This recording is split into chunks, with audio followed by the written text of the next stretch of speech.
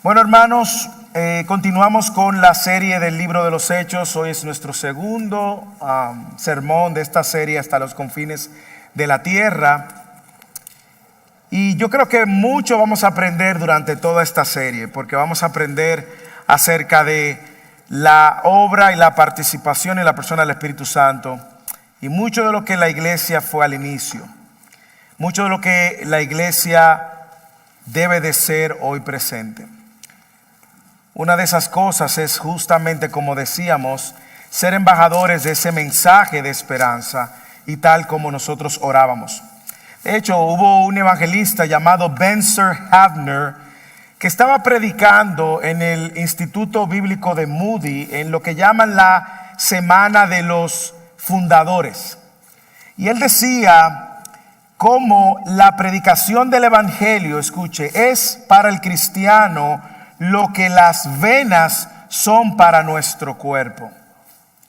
Él decía, tú puedes cortar al cristiano, decía, en cualquier lugar, y debe de sangrar, salir por sus sangres el mensaje del evangelio. Él decía, compartir el evangelio es vascular, es nuestro llamado. Y cuando yo escuchaba esta frase de este evangelista Vince Havner, me preguntaba si esa es la realidad de todo el cristiano, y todo el que se llama cristiano está en este salón. Si esa es la verdad con la cual todos nos identificamos, si al cortar nuestras venas, no literalmente, tenga cuidado, sale la predicación del evangelio, sí, y es una manera metafórica de decir que en cada lugar, espacio, oportunidad que usted tiene de interactuar con alguien que usted sabe que no es cristiano, usted intencionalmente está pensando, buscando la manera de cuál es el hueco que usted va a utilizar para dejar el mensaje de esperanza que nosotros acabamos de cantar. Bueno, el texto que tenemos hoy justamente busca animarnos, hermanos, animarnos a obedecer lo que nosotros llamamos la Gran Comisión. La Gran Comisión, que fue el mensaje que Jesús deja muy claro en Mateo 28, que vemos en los demás evangelios también, pero que Lucas una vez más inicia su segundo volumen, el libro de los Hechos, recordando este gran llamado. Claro, nosotros sabemos que muchas veces nosotros ponemos muchos obstáculos para ser embajadores de este mensaje. Nosotros vamos a ver cómo este texto nos ayuda justamente a que lo hagamos en el poder del Espíritu. Y de hecho ese es el título del sermón en esta mañana: en el poder del Espíritu. Y déjenme poner un poco en contexto lo que estamos viendo y la misma serie. La semana pasada hablábamos cómo este es el segundo volumen que Lucas escribe. El volumen 1 fue el Evangelio de Lucas. El volumen 2 es el libro de los Hechos. Cómo escribe a la misma persona, a Teófilo, un hombre descompuesto, si se pudiera descomponer, es amante de Dios, y quien él era aparentemente un oficial de importancia en Roma. Pero como Teófilo, como médico e historiador, puso en orden muy claro y cronológico los eventos acerca de Jesús en el Evangelio de Lucas y los eventos de la continuación del ministerio de Jesús en el volumen 2, que es el libro de los Hechos. La semana pasada vimos y hablábamos de que el propósito general de este libro es demostrar cómo el Evangelio de Cristo continúa expandiéndose a través de los creyentes y la iglesia bajo la dirección del Espíritu Santo. También nos dice y nos ayuda a responder preguntas acerca del inicio de la iglesia, acerca de este mensaje que alcanzó a los gentiles, todo el que no es judío, y cómo todo esto sucedió en el poder del Espíritu. Y como dije, ese es el título del sermón. Algo interesante es que si usted lee estos versículos, se va a encontrar con las últimas palabras que Jesús dijo antes de ascender. Nosotros tenemos récord de las últimas palabras de Jesús en la cruz, pero estos versículos son las últimas palabras que Jesús pronunció al momento de ascender. Y yo creo que son palabras que debemos, como toda la palabra que ha inspirado Dios, pero prestar atención. Es como si fuera el legado final, la última instrucción. como vimos la semana pasada, durante 40 días después de su resurrección, Él aún continuaba dándole instrucción a sus discípulos. Y ahora estas son las últimas palabras. Una vez más, nosotros vamos a ver cómo Lucas, de manera muy ordenada, quiere ayudar a Teófilo a entender la importancia de la persona del Espíritu Santo, la tercera persona de la Trinidad. Así que, ¿qué les parece si leemos otra vez junto el texto que Stephanie muy bien leyó y que ahora nos va a servir como ruta para desempacar este texto? Versículo 4 de Hechos capítulo 1. Y reuniéndolos les mandó que no salieran de Jerusalén, sino que esperaran la promesa del Padre, la cual les dijo: oyeron de mí, porque Juan bautizó con agua, pero ustedes serán bautizados en el Espíritu Santo dentro de pocos días. Entonces los que estaban reunidos le preguntaban: Señor, ¿restaurarás en este tiempo el reino de Israel? Jesús le contestó: no les corresponde a ustedes saber los tiempos ni las épocas que el Padre ha fijado con su propia autoridad. Pero recibirán poder cuando el Espíritu Santo venga sobre ustedes y me serán testigos en Jerusalén, en Judea, en Samaria y hasta los confines de la tierra. Y después de haber dicho estas cosas, fue elevado mientras ellos miraban, y una nube lo recibió y lo ocultó de sus ojos. Mientras Jesús ascendía, estando ellos mirando fijamente al cielo, se les presentaron dos hombres en vestiduras blancas, que les dijeron: varones Galileos, ¿por qué están mirando al cielo? Este mismo Jesús que ha sido tomado de ustedes al cielo, vendrá de la misma manera, tal como le han visto ir al cielo. Hermanos, este texto es importante, crucial, no solamente para la audiencia original, los primeros en escuchar esto, sino también es crucial para toda la iglesia hoy en día. Lo ha sido a través de los siglos.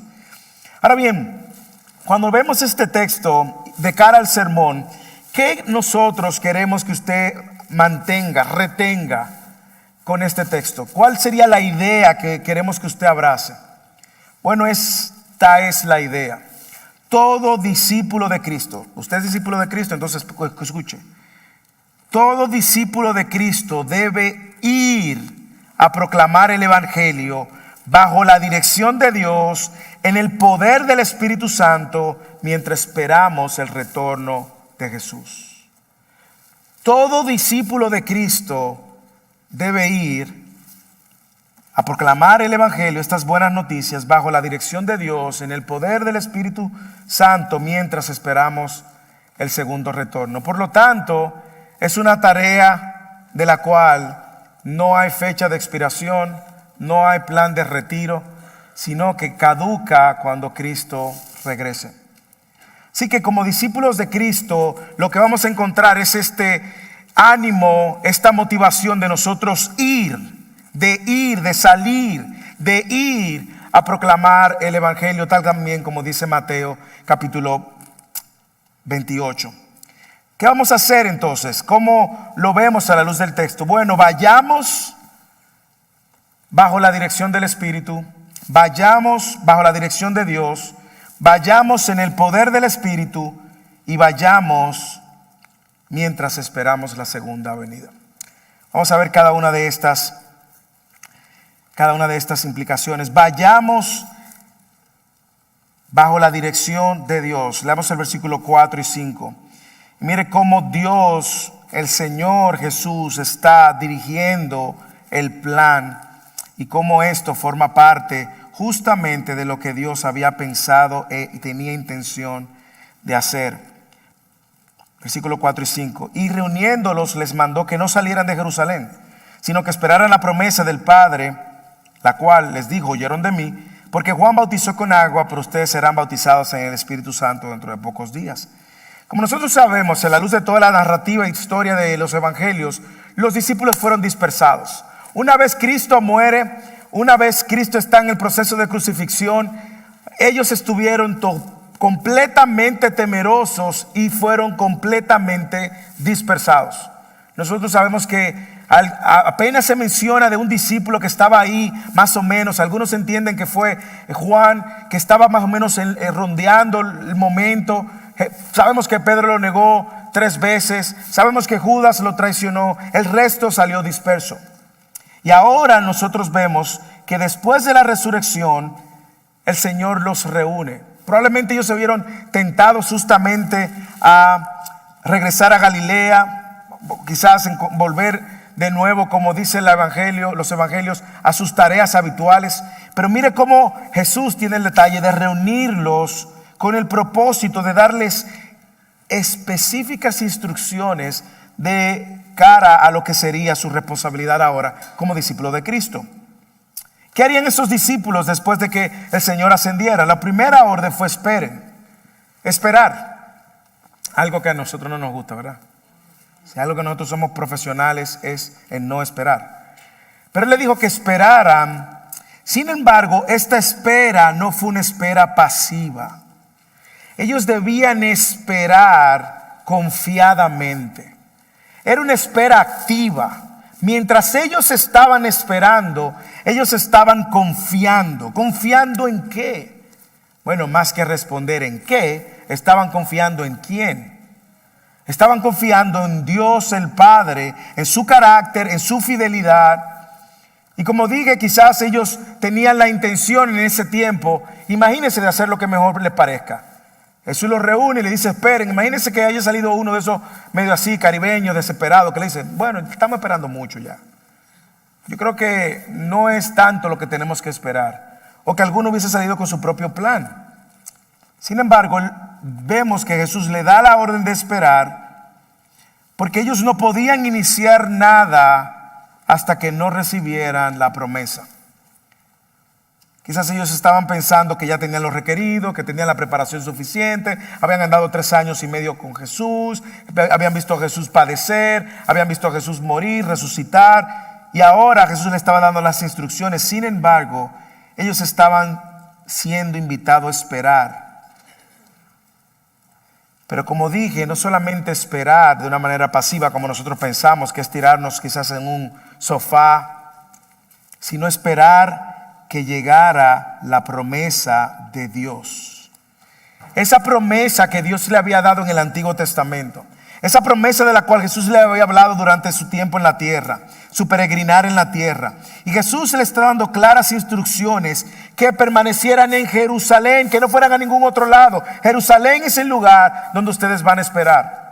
Vean el versículo 4 otra vez. Les mandó a que no salieran de Jerusalén, sino que esperaran la promesa del Padre. Recuerde, muchos de ellos no eran de Jerusalén. Jerusalén está en el norte. Muchos de ellos eran de Galilea, pescadores por el mar de Galilea. Jerusalén está más en el sur, perdón. Muchos de ellos eran más del norte. Ellos pudieron argumentar, no, regresemos, vamos al norte, vamos a pescar.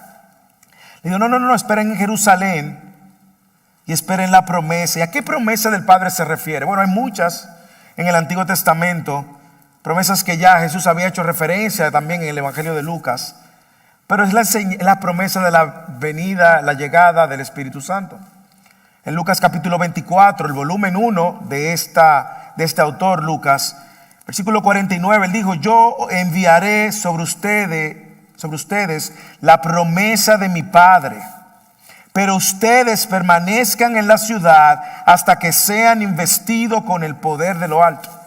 Es decir, ya Teófilo se había encontrado con esta narrativa, ya los discípulos lo habían escuchado y ahora Jesús vuelve y se los recuerda. ¿Cuáles promesas? ¿O cuál promesa? Bueno, en el Antiguo Testamento nosotros encontramos la promesa en Isaías capítulo 32 versículo 15. Hasta que se derrame sobre nosotros el Espíritu de lo alto, el desierto se convertirá en campo fértil. Pero de manera más específica, nosotros vemos el cumplimiento de la promesa del profeta Joel. En el capítulo 2 del libro Joel, del profeta Joel.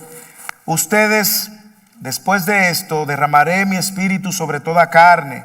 Y sus hijos y sus hijas profetizarán, sus ancianos soñarán sueños, sus jóvenes verán visiones. Y aún sobre los siervos y las siervas derramaré, esos son esclavos, mi espíritu en esos días. Nosotros luego vamos a ver en varias semanas en Hechos capítulo 2 cómo Pedro hace referencia al cumplimiento de esta profecía en el momento de Pentecostés. Y cómo Pedro alude y trae entonces esta palabra, esta promesa del Antiguo Testamento de Joel.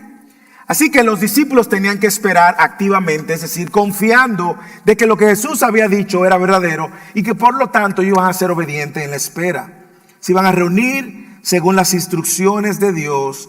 Y justamente aquí está, si se puede decir, el primer acto de obediencia y fe que los discípulos iban a tener que hacer luego de que Jesús ascendiera. Ellos iban a tener que mostrar respeto, sumisión también a estas palabras, fe y obediencia, porque la espera iba a traer el resultado que ellos esperaban.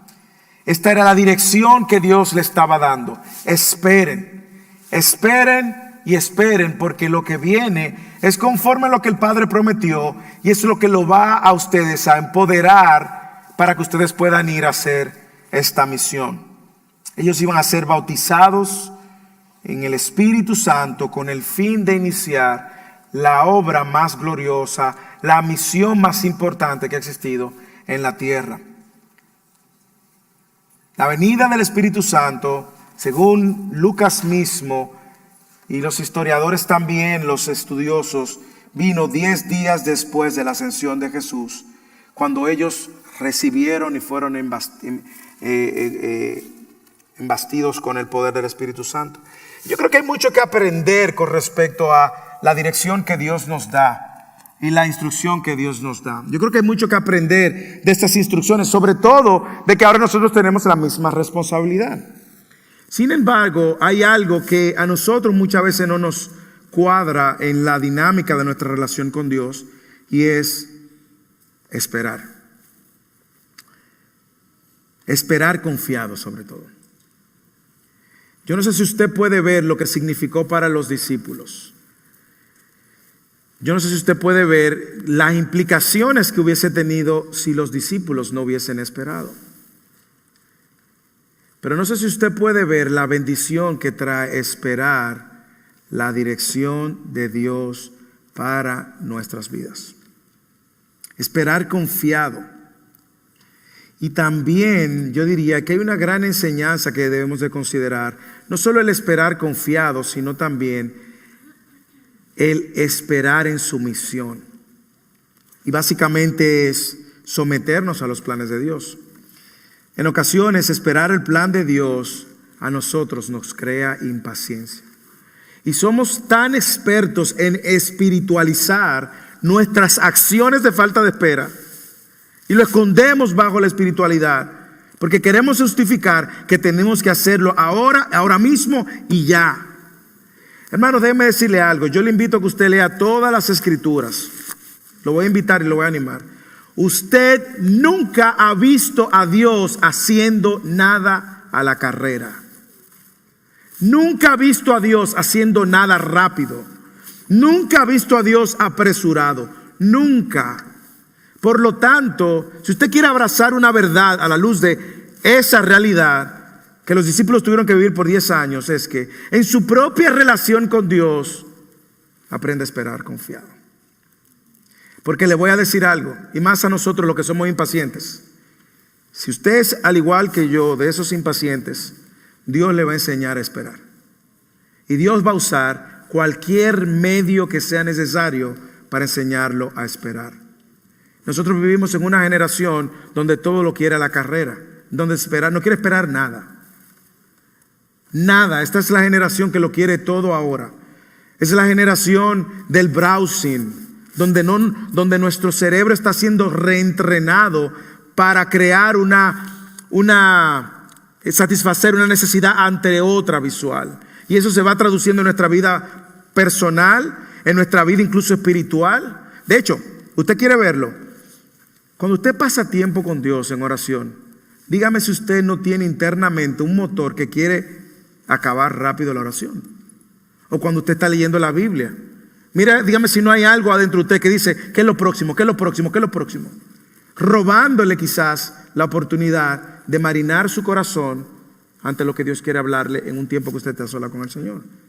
Déjeme decir, hermanos, nosotros estamos llamados justamente a ir, ya desde cara a la misión misma que tenemos, a ir en el poder del Espíritu, pero bajo la dirección de Dios. Bajo la dirección de Dios. Y cuando hablamos de la dirección de Dios en el contexto del texto, estamos hablando incluso de ir a compartir el Evangelio y saber que nuestra responsabilidad básicamente va a ser hacer la entrega del mensaje y esperar. A veces no somos impacientes con nuestros cónyuges, con nuestros hijos, que queremos que nuestros hijos sean más santos que lo que nosotros somos, más espirituales que lo que nosotros somos. Queremos que nuestros esposos o esposas den fruto ya, cuando nosotros queremos. Hermanos, vayamos, compartamos el Evangelio, pero bajo la dirección del Espíritu. Sin embargo, ir a compartir el Evangelio no requiere una espera. Usted dirá, pero ¿cómo? Pero usted está diciendo que acabamos de esperar. Sí, pero esperemos en las cosas en su vida práctica, la voluntad de Dios. Pero en las cosas en las que claramente es la voluntad de Dios, usted no tiene que esperar. Nosotros hacemos lo opuesto. Nosotros, y eso me mueve al segundo punto, nosotros hacemos todo lo opuesto. En las cosas que están claras, que Dios ha dicho que tenemos que hacer, nosotros queremos esperar. En las cosas que Dios ha puesto un freno, nosotros no queremos esperar. Y una de las cosas en la cual Dios no le ha puesto un freno es en ahora ir en el poder del Espíritu. Ese es el punto número 2, es en compartir el Evangelio. Aquí sí no hay freno. Aquí es ir en el poder del Espíritu. Y esto se trata, este punto. Vayamos no solo bajo la dirección de Dios, sino en el poder del Espíritu Santo. Versículos 6 al 8. Entonces los que estaban reunidos le preguntaron: Señor, ¿restaurarás en este tiempo el reino de Israel? ¿El reino a Israel? Jesús le contestó: no les corresponde a ustedes saber los tiempos ni las épocas que el Padre ha fijado con su propia voluntad. Pero, esto sí le corresponde a ustedes. Recibirán poder cuando el Espíritu Santo venga sobre ustedes y serán mis testigos en Jerusalén, en toda Judea y en Samaria hasta los confines de la tierra. Y aquí encontramos en esta porción lo que algunos entienden es el versículo central de todo el libro de los Hechos, el versículo 8. Pero yo quiero que usted vea lo que está sucediendo y en qué marco Jesús le dice estas palabras: van a recibir poder y me serán testigos en Jerusalén, en Judea, en Samaria hasta los confines de la tierra. Jesús lo invita a esperar lo que los iba a ellos a empoderar para ellos poder ir, no en sus propias fuerzas, sino en el poder del Espíritu Santo. Pero recordemos que antes de que Jesús le diga estas palabras, ellos siguen aún con un incorrecto entendimiento del Mesías. Y esto es lo que está pasando. Jesús se va. Ellos todavía aparentemente estaban esperando que Jesús fuera aquel líder político militar que iba a restaurar el orden de Israel y que iba a poner a Israel en una posición completamente teocrática. Teocracia es Dios gobernar, más o menos, como lo que sucedió con David, el rey David, y los reyes después de David. Teocracia. Ellos están esperando que esta presión que ellos han recibido bajo el imperio romano, donde le están explotando con taxes, donde le están limitando muchas veces en sus libertades religiosas, sea restaurada. Imagínense, los discípulos están viendo que Jesús está como despidiendo y no están viendo como que el templo, él está tomando posesión en el templo, y lanzan esta pregunta: ven acá, Señor, ¿qué pasa con Israel? O sea, tú te estás por ahí, pero ¿y qué va a pasar con Israel? Bueno, como yo dije, desde el Antiguo Testamento ellos vienen también escuchando promesas acerca, ya Jesús le ha hablado de que hay una promesa que lo iba a llenar del Espíritu Santo, pero ellos conocían otras promesas que tenían que ver con la restauración de Israel, con el gobierno de Israel. Deuteronomio, Éxodo, por ejemplo, capítulo 15, esta idea de un rey eterno. Éxodo 15, 18, Jehová reinará por los siglos de los siglos. Ellos sabían que habían palabras donde Dios estaba hablando de esta restauración de todas las cosas. Y como ellos habían vivido, el reino de David fue quizás el reino más cercano, donde ellos habían tenido el reino de Dios cerca de ellos. Se puede decir el reino davídico, el reino de David fue el reino más cerca, por eso aún lo añoran hasta este tiempo. Y cuando ese reino se dividió, Israel, usted recuerda, no le tengo que hacer la historia si no venga Fidelis, pero el reino se dividió en Israel del norte e Israel del sur. El reino Israel del norte se fueron 10 tribus. En Israel del sur se fueron 2 tribus. En Israel del sur es lo que se llamó Judea y donde estaba el templo que Salomón había construido, que luego fue destruido, que Esdras, Zorobabel, Nehemías levantaron y que luego se restauró un poquito bajo el imperio greco-romano. Y ellos estaban aquí ahora esperando que las cosas iban a ser como antes. Ese Israel del norte había sido tomado en el exilio por los asirios, que posteriormente, cuando los asirios fueron destruidos, empezaron a regresar y hubo mucha mezcla de paganismo, y la capital de Israel del norte se llama Samaria. Entonces usted tiene el reino dividido, Samaria en el norte, Israel del sur, está Judea y está Jerusalén. Pero cuando el reino se dividió, indiscutiblemente trajo un problema, y es que perdió poder político la nación de Israel. Perdió poder político, poder de todo tipo, influencia. Y ellos estaban esperando, ¿cuándo regresará esa era de oro, ese Golden Age? Esa era de oro de que añoramos con Israel. Y por eso es que estos le hacen esta pregunta. Por eso es que usted ve cómo los líderes religiosos le hacían muchas preguntas con respecto al reino de David y a Jesús de manera directa. Y usted ve cómo esperaban que el Mesías le iba a devolver esta grandeza a Israel. Es como que ellos le están preguntando: hey Jesús, ¿cuándo tú vas a hacer Israel great again? Grande de nuevo. ¿Cuándo Israel va a ser grande de nuevo? Bueno, Dios ha estado reinando sobre Israel a pesar de esa división, y Dios ha estado reinando. Y ahora Jesús le está diciendo: yo me voy. Me imagino que ellos están preguntando, pero te vas, ¿y el plan de restaurar? Yo me voy. Pero mire cómo Jesús no responde a esta pregunta que tiene que ver con el futuro, sino que le da instrucciones de cómo ellos van a vivir el presente. Usted lo puede ver en el texto, mírelo. Jesús le contestó. Es incluso a una advertencia también. No le corresponde a ustedes saber los tiempos ni las épocas que el Padre ha fijado con su propia voluntad. ¿Ok? Le está diciendo: yo sé, mis queridos, que a ustedes les interesa mucho el futuro.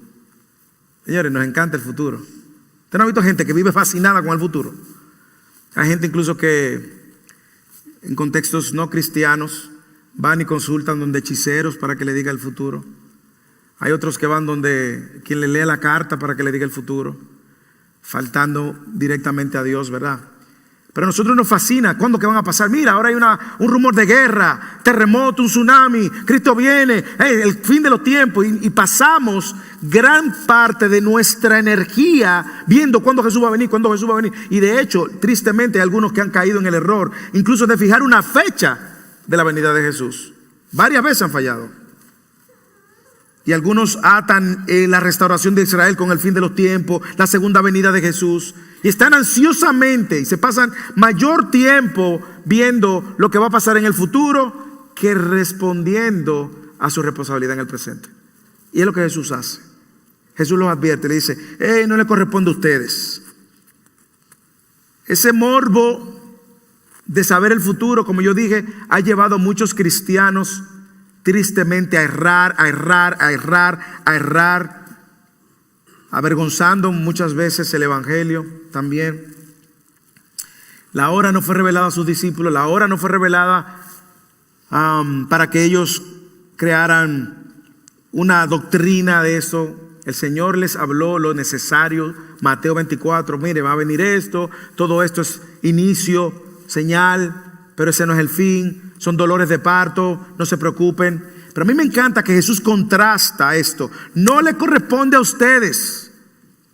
No le corresponde a ustedes. El futuro le pertenece a Dios, está diciendo. Y Dios lo va a cumplir. Mientras tanto, ustedes le corresponde eso. Ustedes van a recibir poder y ahora ustedes van a ser mis testigos en Jerusalén, en Judea, en Samaria, hasta los fines de la tierra. ¿Entendieron? El futuro no le corresponde a ustedes. Dejen de estar fascinados acerca del futuro. El Señor va a llegar como ladrón en la noche, Él lo prometió, Él va a regresar, pero eso no le corresponde a ustedes. En la economía de Dios, lo que han ido a Fidel y saben lo que eso es, en el orden de obrar de la Trinidad, esto es algo que lo ha reservado para el Padre y punto. Ahora, a ustedes sí les corresponde algo, y es que ustedes son el plan A para llevar el mensaje del Evangelio hasta la confines de la tierra. ¿Entendieron, discípulos? Por eso es que tienen que esperar. Es que no hay plan B. Ustedes son el plan A. Como yo dije, algunos entienden que este es el versículo clave de todo el libro. Y mire y observe algo con detenimiento. Algunos entienden también, Lucas en su interés de escribir tan ordenadamente y estructuradamente, lo que Lucas hace al decir, van a recibir poder cuando venga sobre ustedes el Espíritu Santo, me van a hacer testigos en Jerusalén, en Judea, en Samaria y hasta los confines de la tierra. Si usted lee el libro de los Hechos, va a ver cómo el Evangelio progresivamente mantuvo este mismo orden: Jerusalén, Judea, Samaria y hasta los confines de la tierra. Algunos entienden que Lucas, que es muy ordenado al escribir, está incluso fijando un orden y una estructura de cómo usted va a ver que los acontecimientos van sucediendo en el libro de los Hechos. Fascinante. Ahora, yo quiero que usted observe alguna cosa en este versículo. Yo quiero que usted observe, ponga sus ojos en el texto y acompáñeme. Porque hay alguna cosa que yo creo que no podemos dejar escapar. Lo primero, observe que el texto está incluyendo no solamente a los 12, el texto está incluyendo a todos los que iban a recibir, iban a ser embastidos con el Espíritu Santo. Y nosotros sabemos por la Escritura que eran más de 120, lo cual es coherente incluso con lo que Mateo 28 dice: vayan y hagan discípulos. Y a esos que ustedes hacen discípulos, lo bautizan en el nombre del Padre, del Hijo y del Espíritu Santo. Y no solamente eso, lo van a enseñar a guardar todas las cosas que yo os he mandado. ¿Y qué cosa tú les has mandado también? A ser discípulos a todas las naciones. Y usted ve que Jesús está reuniendo, y a todos los que estaban reunidos les dio esta instrucción. Lo que nos lleva a una realidad en el 2023, y es que todos tenemos el mismo llamado de testificar. Esto no se limita a los apóstoles de aquel momento, tampoco se limita a los líderes, a los pastores, a los que tienen más tiempo en la iglesia. Hermano, si usted es cristiano, esto te incluye a ti y a mí. Usted tiene la responsabilidad, porque es un mandato, no es una opción. Usted y yo tenemos la responsabilidad de dar a conocer este mensaje. Todos los que estaban reunidos recibieron esta instrucción, y no fueron solamente 12 apóstoles. Habían hombres, mujeres, 120 personas. Todo creyente está llamado a vivir en misión. Todo creyente debe de saber que ese es el llamado. Dios nos sacó del mundo. El Señor le dijo: yo no lo voy a sacar del mundo, sino que lo voy a dejar ahí.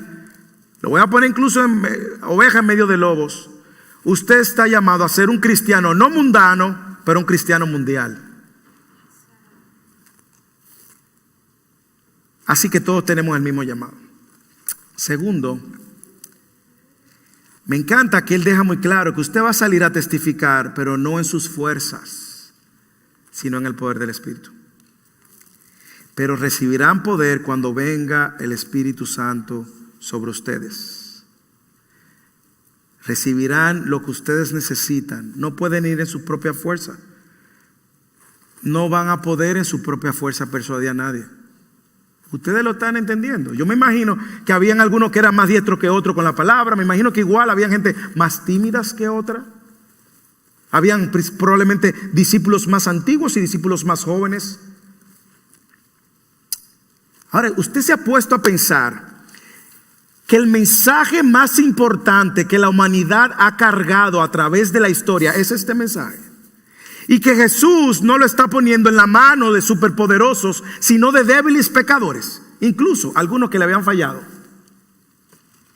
Pero ¿por qué Jesús le deja a débiles pecadores la responsabilidad más importante que puede recibir un ser humano en la historia? La deja en manos de hombres y mujeres débiles y pecadores. ¿Usted sabe por qué?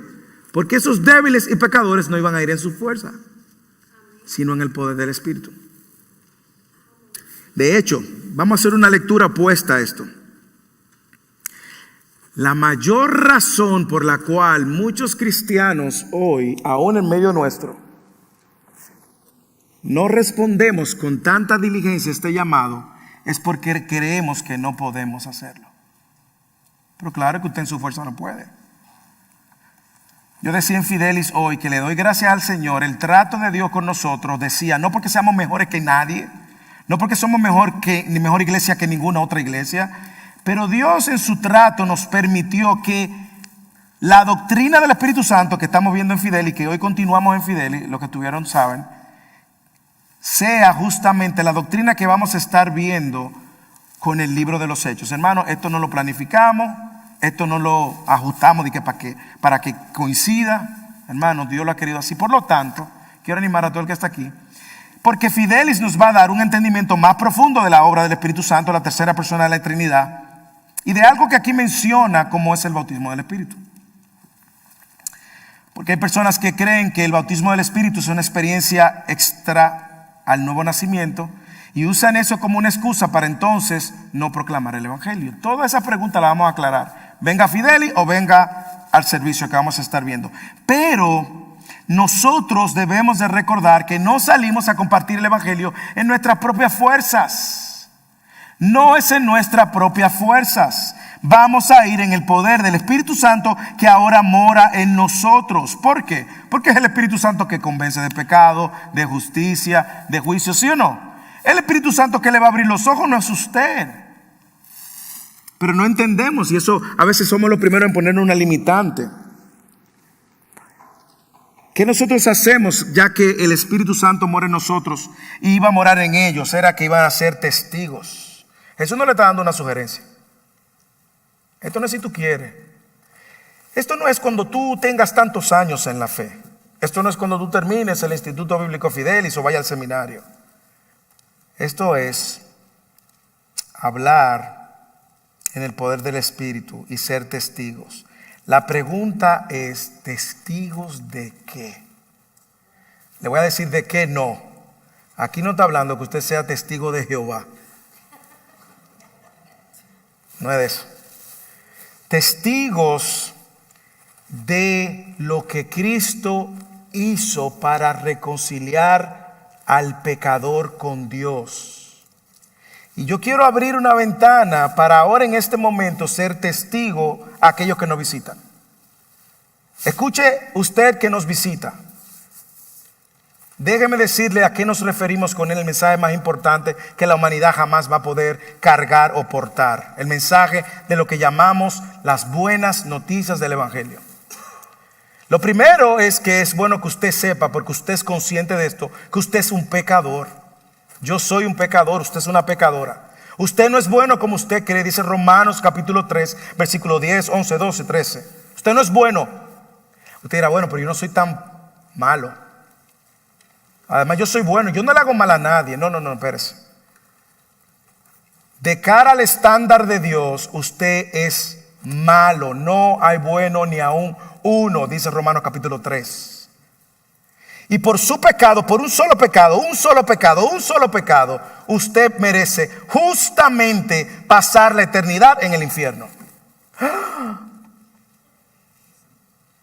Sí. Porque usted y yo hemos pecado contra un Dios que es eterna, infinitamente santo, y en su eterna, infinita santidad no tolera ni un pecado. Y por un pecado, como todos pecamos, Un solo pecado es una rebelión contra Dios, y como Dios no solamente es completa e infinitamente santo, también Dios es completamente infinitamente justo. Por lo tanto, si te hiciera vista gorda tu pecado, Dios fuera injusto. Por lo tanto, nuestros pecados nos hacen seguros herederos del infierno. No, pero pastor, yo he ayudado a mucha gente, lo que pasa es que usted no sabe. Tus obras no son lo que te van a justificar delante de Dios. No, pastor, pero mire, yo pasé 10 años fielmente a la iglesia, ofrendaba y diezmaba y ayudaba. Usted no se imagina, usted no me conoce. Bueno, hermano, déjeme decirle, hermano, usted es un pecador, y ahí empieza la buena noticia. La buena noticia empieza de lo que nosotros somos testigos, es que el hombre, usted y yo, no podemos salvarnos ni justificarnos delante de Dios por nuestras obras. Usted dirá, bueno, yo voy a misa todos los domingos. Y yo usted no sabe, a mí me bautizaron en la iglesia católica. Hice la primera comunión, la segunda comunión. Me casé por la iglesia católica. Yo estoy bien. No, usted no está entendiendo. Nada de eso te justifica delante de Dios. Todas tus acciones, por buenas que sean, no van a lograr salvarte. Por lo tanto, la buena noticia inicia recordándonos que tú estás incapacitado de poder salvarte por tus propios esfuerzos. Pero es buena la noticia porque hubo alguien que sí lo hizo. Y cuando la Biblia enseña que Cristo vino a la tierra y tomó nuestro lugar y vivió, Cristo sí llenó el estándar de Dios perfectamente. No falló en ninguna de las 613 leyes que tú y yo violamos continuamente. Y Cristo ahora va a la cruz y recibe toda la ira, el castigo de Dios que tú y yo merecemos justamente. Él lo recibe injustamente en lugar del pecador que sí lo merece. Para que ahora todo el que cree que Cristo es el Salvador y el único camino al Padre, se arrepiente de su condición de pecador, ve su falta, su pecado, su miseria, y corre a los brazos de Cristo y se rinde al señorío de Cristo. Cree en su corazón que Él es el Señor, confiesa con su boca que Él es el Salvador. Ahora puede así ser salvo. Y todo eso la Biblia le pone como el cherry en el top. Todo eso por gracia. En otras palabras, no porque tú te lo merezcas, porque no te lo mereces. Todo eso por gracia, solamente por gracia. Esa es la buena noticia. La buena noticia para que tú y yo podamos entender que no hay otra manera de reconciliarnos con Dios sino por medio de Cristo. Y ahora Cristo le está diciendo, ustedes van a recibir el poder y me van a ser testigos de estas cosas. Hermanos, esa es la misión de vida de todo el cristiano. Pastor, ¿cuál es la voluntad de Dios para mi vida? Esa es la voluntad de Dios. Que tú seas testigo. Y mire cómo Él lo enmarca, como dije. Salimos, y eso es lo otro que yo quiero que usted observe, salimos a testificar a todo tipo de personas. El llamado del evangelio viene con la llave de conversaciones multiétnicas, multigeneracional, multinacional, multipersonalidad. Yo no estoy llamado a compartir el evangelio solo con el que me cae bien o con mis familiares que tanto amo, que debo de compartir el evangelio. Me serán testigos en Jerusalén, en Judea y en Samaria y hasta los confines de la tierra. En otras palabras está diciendo, ustedes van a ser testigos de este mensaje del evangelio, que es la buena noticia, a amigos, a conocidos, a desconocidos y hasta a enemigos. ¿Dónde van a ir? A Jerusalén. Jerusalén es interesante que Jesús lo manda a esperar en Jerusalén, porque Jerusalén fue el lugar donde Jesús fue rechazado y crucificado. Y en el lugar donde Jesús fue rechazado y crucificado, era el lugar donde iban a empezar a compartir el testimonio de Jesús. Dígame si esto no, de una manera u otra, nos representaba un temorcito. Wow, pero aquí fue que crucificaron a Jesús. O sea, tú nos estás llamando a ir aquí en Jerusalén, donde Jesús lo rechazaron, donde Jesús lo persiguieron, donde lo llevaron a la cruz. Sí, en Jerusalén. Y nosotros vamos a ver en Hechos 2, hermanos. Estoy ansioso porque llegue Hechos 2.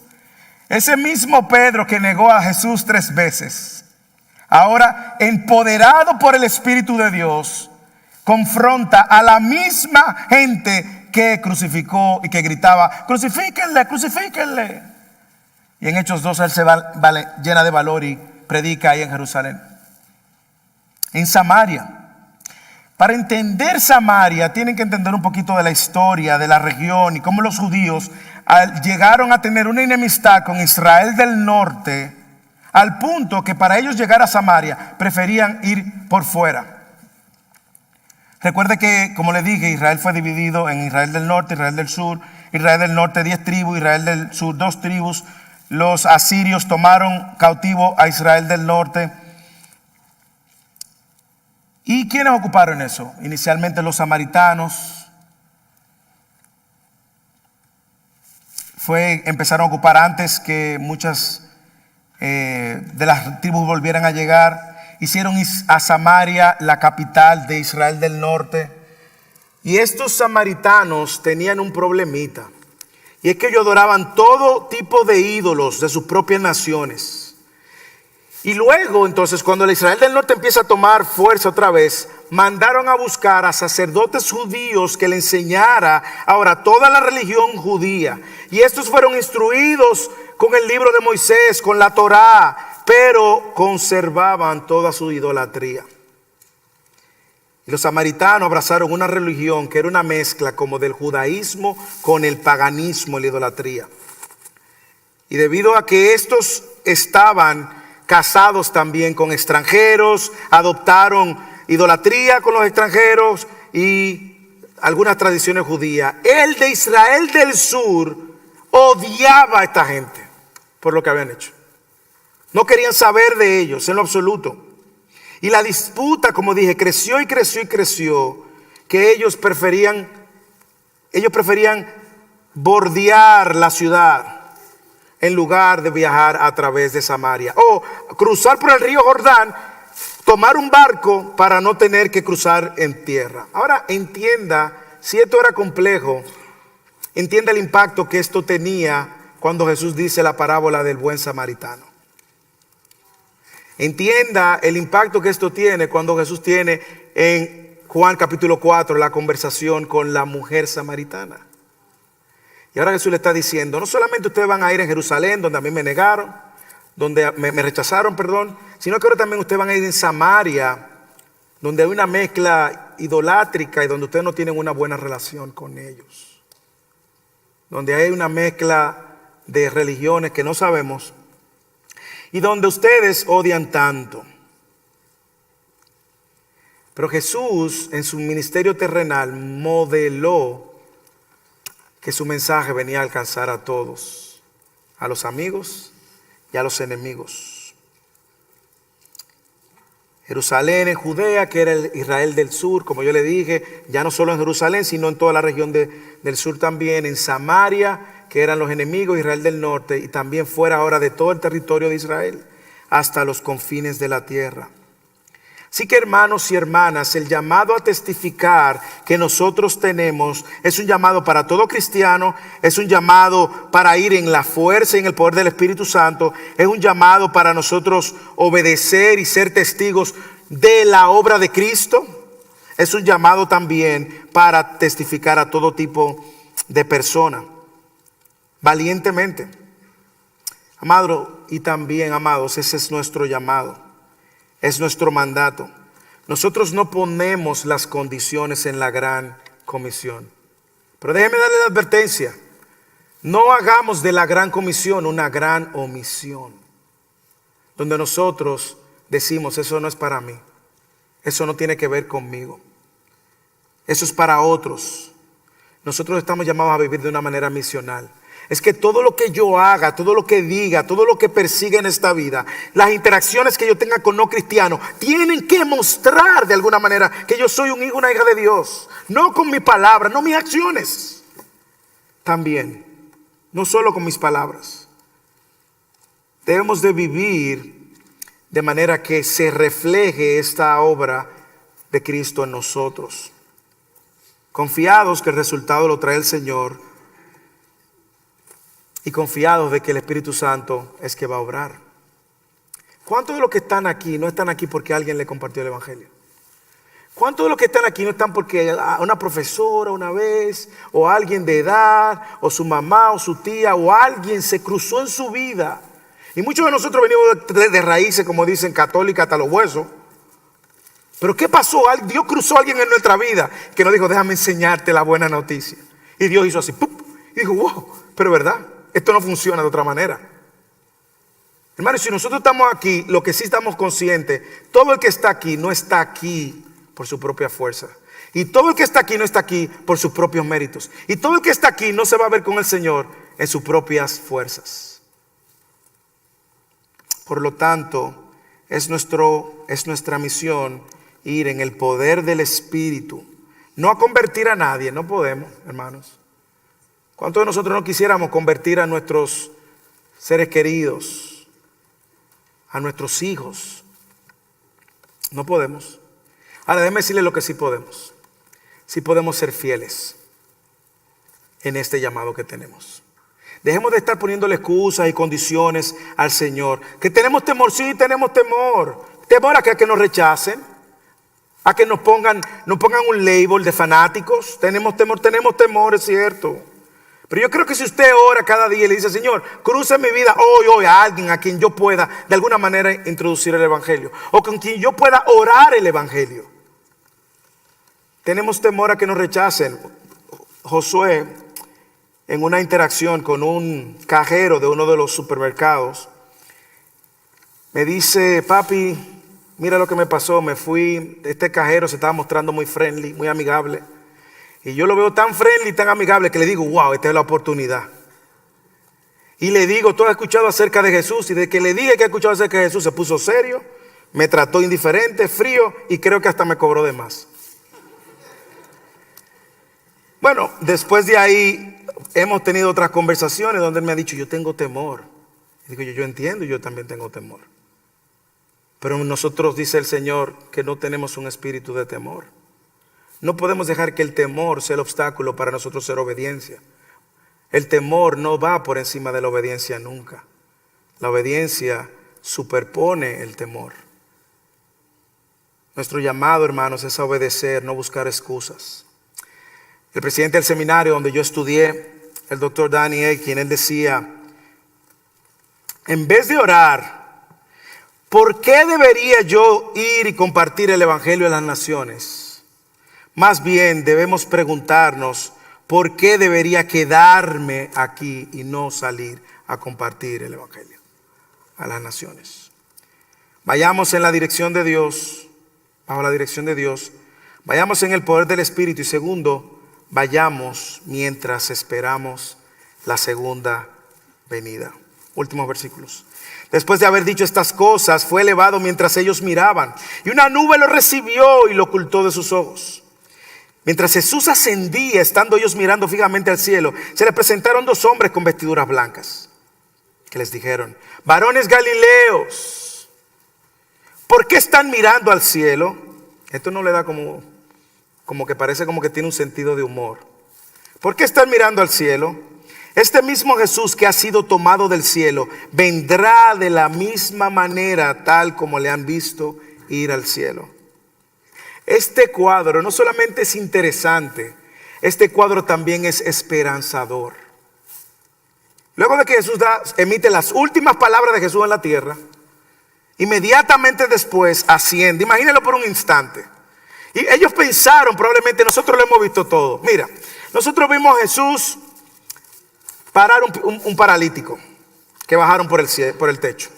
Vimos a Jesús darle vista a un ciego de nacimiento, a un sordo de nacimiento. Vimos a Jesús resucitar la hija de Jairo y la hija de la viuda de Naín. Y vimos a Jesús caminar sobre las aguas, darle una orden al viento y a las tormentas y obedecer. Vimos a Jesús en la transfiguración.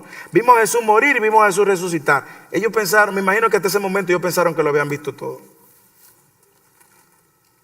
Sin embargo, me encanta que Lucas incluya esto, porque ahora ven a Jesús desafiando también las leyes físicas, la ley de la gravedad. Jesús lo había hecho ya cuando caminó sobre las aguas. Jesús había desafiado otras leyes y ahora Jesús está desafiando la ley de la gravedad. Y sin embargo, los ángeles le preguntan, ¿Y por qué ustedes se quedan mirando al cielo? Óyeme, pero digo, no sabemos si son ángeles. Hay quienes dicen que son ángeles, hay quienes dicen que son hombres. ¿Ok? El texto dice hombres vestidos de blancos. Algunos entienden que son ángeles, hombres. Hay dos personajes aquí.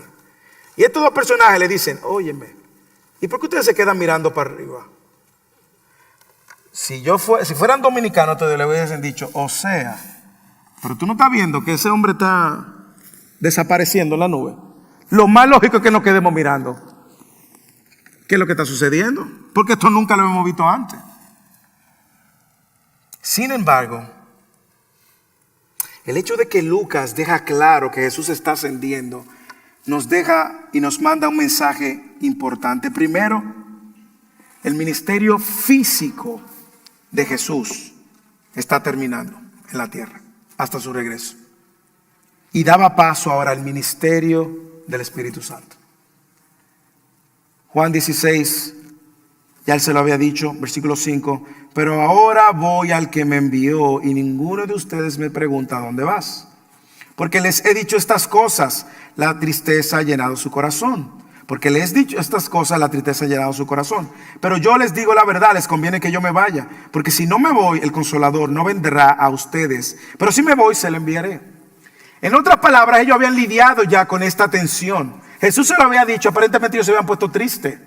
Sin embargo, lo que vemos en este momento y que Lucas está dejando muy claro es que el ministerio terrenal de Jesús termina. Y ahora toma forma de alcance por medio de los apóstoles bajo la dirección y el poder de la tercera persona de la Trinidad y el Espíritu Santo, que es el Espíritu Santo. Pero también al Jesús ascender ahora ellos tienen que responder en obediencia. No tienen otra opción. Era la manera como el plan de Dios iba a continuar. Ahora el plan de Dios iba a continuar bajo de la mano del Espíritu Santo que los iba a llevar y los iba a guiar. Mire cómo dice que una nube lo recibió. ¿No le llama la atención? Cuando yo estaba viendo ese texto, yo decía, una nube lo recibió. Como que le está dando una personificación a la nube. No fue que él se metió entre la nube y desapareció. Dice que una nube lo recibió y lo ocultó de sus ojos. Bueno, de la única manera de entender eso, y no tengo todo el tiempo para explicarlo, es que nosotros vamos a ver la figura que en el Antiguo Testamento la nube siempre ha tenido. Y no es otra cosa más que la presencia de Dios. Y lo que estamos viendo es que Dios mismo lo está tomando. La presencia de Dios está ahora afirmando justamente que éste forma parte de ellos y que ahora entra en acción la tercera persona de la Trinidad. En Ezequiel la nube se refiere a la Shekinah. En Éxodo la nube se refiere a esta columna que iba para guiar al pueblo. Y ahora una nube lo toma y se los lleva.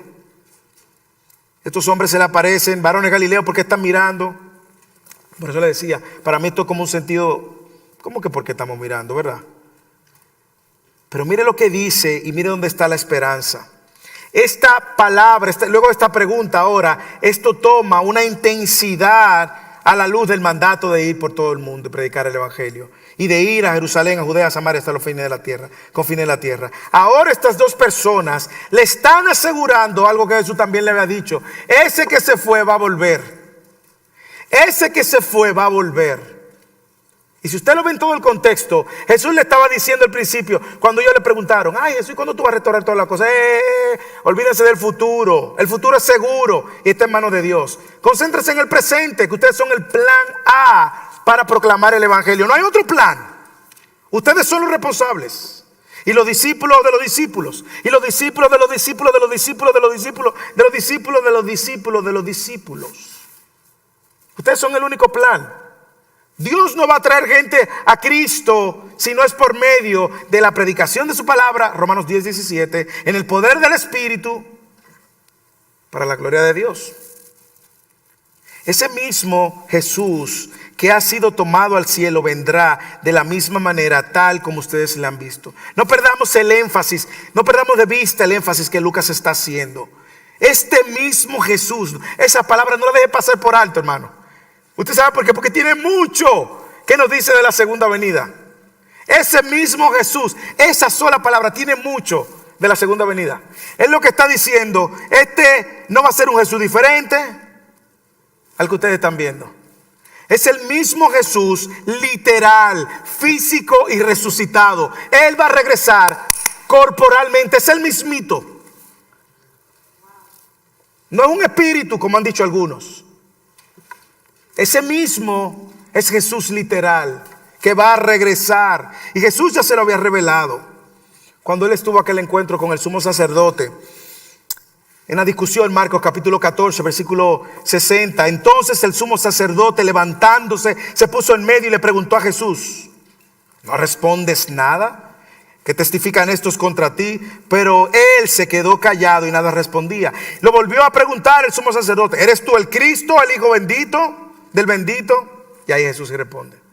¿Y qué responde Jesús? Hermano, Jesús le contestó: yo soy. Y verán al Hijo del Hombre sentado a la diestra del poder y viniendo con las nubes del cielo. Ya Jesús se lo había dicho. Jesús le había dicho, y esta palabra que Jesús está usando en su contexto es Daniel capítulo 7 versículo 13. Así que el Jesús que ellos conocían, el Jesús que ellos amaban, volvería a la tierra tal como ascendió. Hermanos, y no va a haber confusión, hermanos. Cuando Jesús venga, todos los hijos de Dios, todas las ovejas del buen pastor que escuchan su voz y le siguen, van a saber que Cristo regresó. Hermanos, así es que termina la historia. Apocalipsis capítulo 1, al principio del libro de Apocalipsis. Aquel que nos ama, nos libertó de nuestros pecados con su sangre e hizo de nosotros un reino, sacerdotes para Dios, su Padre. A Él sea la gloria y el dominio por los siglos de los siglos. Amén. Dice Juan en Apocalipsis capítulo 1 versículo 7. Él viene con las nubes y todo ojo le verá, aún los que lo traspasaron, y todas las tribus de la tierra harán lamentación por él. Amén. Yo soy el alfa y el omega, dice el Señor, el que es, el que era y el que ha de venir, el todopoderoso, hermanos. Él mismo regresará. ¿Usted lo cree?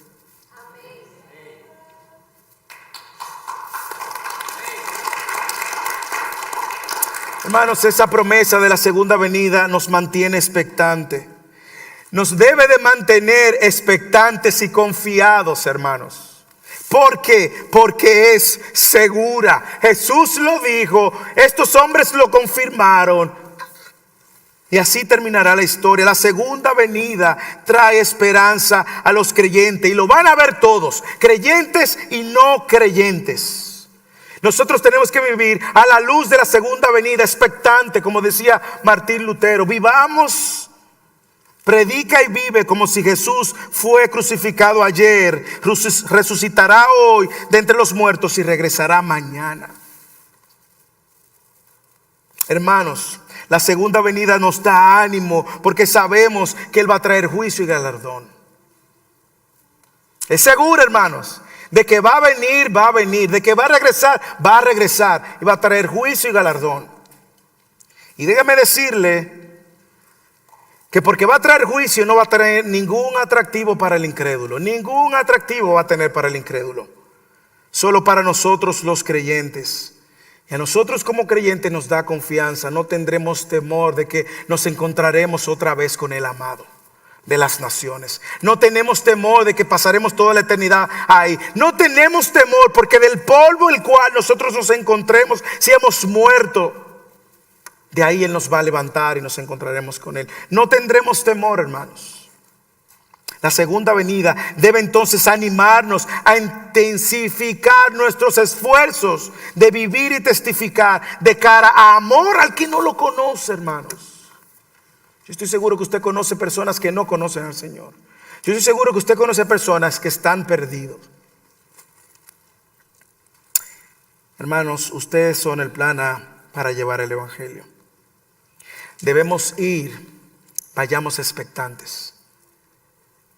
También vivimos seguros porque Él está intercediendo, dice la Biblia. Él está intercediendo por nosotros a la diestra del Padre. Él está intercediendo por nosotros y nosotros sabemos que tenemos a un abogado ahí. Y eso debe animarnos a vivir ahora de una manera también santa, buscar la santidad. ¿Por qué? Porque Él va a regresar por un pueblo santo.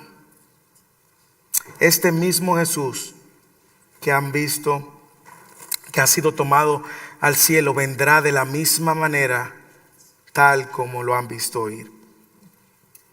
Todo cristiano está aguardando este día. Yo no sé usted, hermanos, pero mientras más veo cómo va este mundo, más deseo que Cristo regrese. Y si usted como cristiano aún está más preocupado en sus bienes, en su vida, en su confort, en su comodidad, más que en la segunda venida de Cristo, venga delante del Señor y diga: Señor, aquí hay algo que no está bien. Porque si yo creo por la fe que lo que tú dices es cierto, mi anhelo entonces no va a ser la ciudadanía de esta tierra, hermanos, la ciudadanía eterna. Yo sé que muchos de los que están aquí queremos la ciudadanía de esta tierra, pero no se compara con la ciudadanía eterna. Anhelemos esta ciudadanía del cielo. Vivamos activamente compartiendo el evangelio y expectante en esta segunda venida. Activamente haciendo lo que Él nos llamó a hacer. Mientras tanto, nuestra responsabilidad, hermano, no es quedarnos ahí asombrados. Y cada domingo asombrado. Sí, el asombro es bueno, pero debe dirigirnos a algo. Es bueno porque vemos que Él es Dios, pero también es Dios nuestro Señor quien nos mandó a obedecer. Mientras tanto, seamos testigos, hermanos, seamos testigos en la casa. Empecemos por ahí. Esposos, esposas, padres, solteros. Seamos testigos en el trabajo, en nuestras familias, con nuestros amigos, con nuestros desconocidos. Seamos diligentes. Nuestro llamado es ir y ser testigo, y expectante también, porque se cumplirá.